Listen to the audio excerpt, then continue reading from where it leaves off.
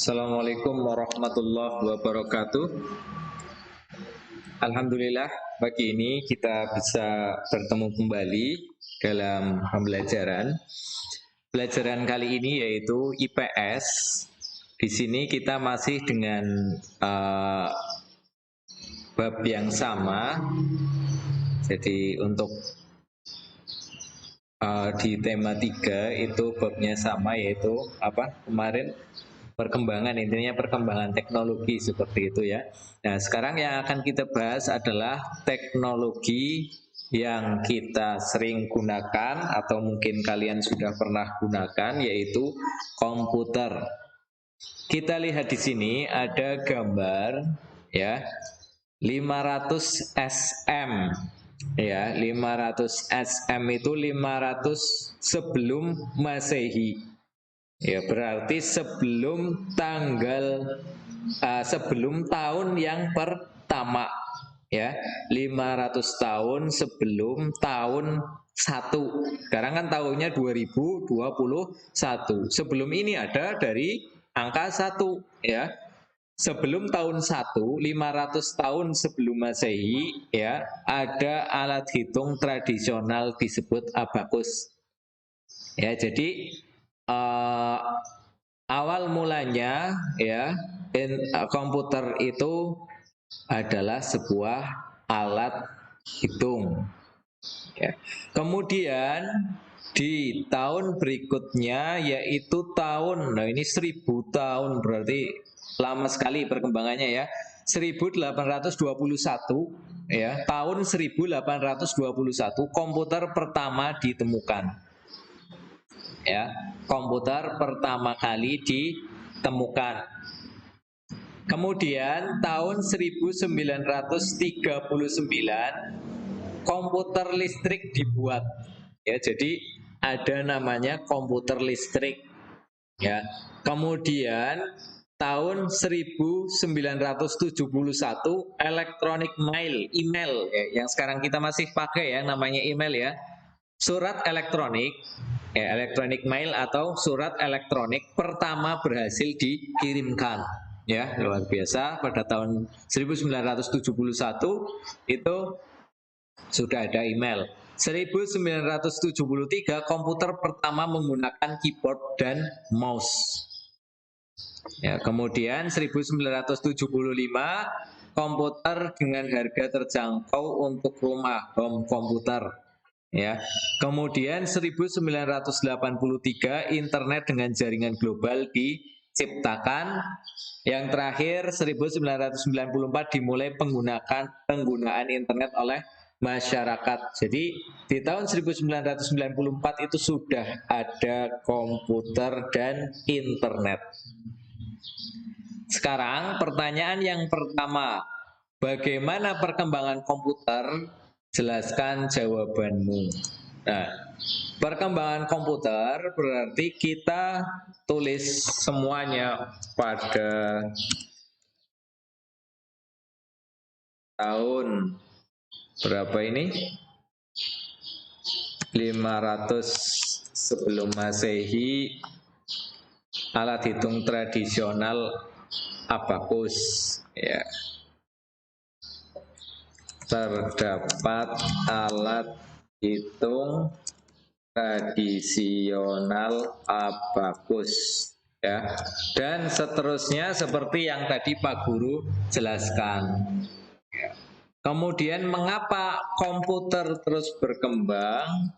Karena manusia membutuhkan teknologi yang digunakan untuk mempermudah kehidupan. Apa dampak perkembangan komputer bagi manusia? Dampaknya adalah kehidupan menjadi lebih mudah. Misalnya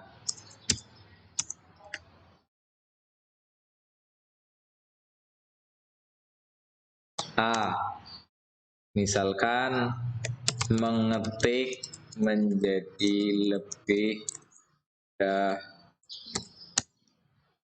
Kemudian apalagi? Mengetik menjadi lebih mudah. Terus mudah untuk mencari informasi, ya. Kemudian mudah untuk berkomunikasi. Misalkan itu ya dampaknya ya. Oke, dampaknya adalah kehidupan menjadi mudah. Misalkan apa saja yang mudah, mengetik menjadi lebih mudah, mudah untuk mencari informasi, mudah untuk berkomunikasi. Apa yang terjadi jika komputer tidak ditemukan? Teknologi akan terhambat. Ya, teknologi akan terhambat. Apa dampak ditemukan komputer pada bidang pendidikan? Banyak sekali ya. Salah satunya adalah mudah untuk mendapatkan sumber belajar. Ya, mudah untuk berkomunikasi ketika belajar secara daring atau dalam jaringan. Ya, intinya itu. Kemudian apa dampak ditemukan komputer dalam bidang IPTEK, ilmu pengetahuan dan teknologi, ya. Ilmu pengetahuan dan teknologi menjadi cepat sekali berkembang.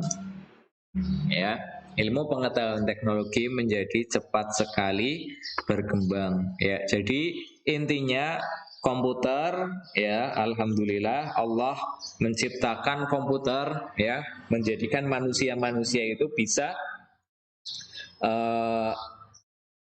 mengoperasikan komputer, ya, itu adalah suatu kemudahan yang wajib kita syukuri dan kita gunakan dengan semestinya.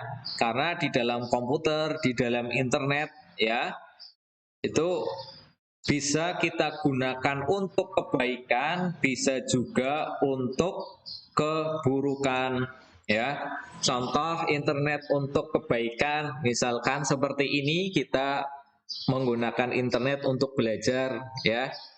Kemudian kita menggunakan internet untuk berkomunikasi dengan saudara yang jauh, ya.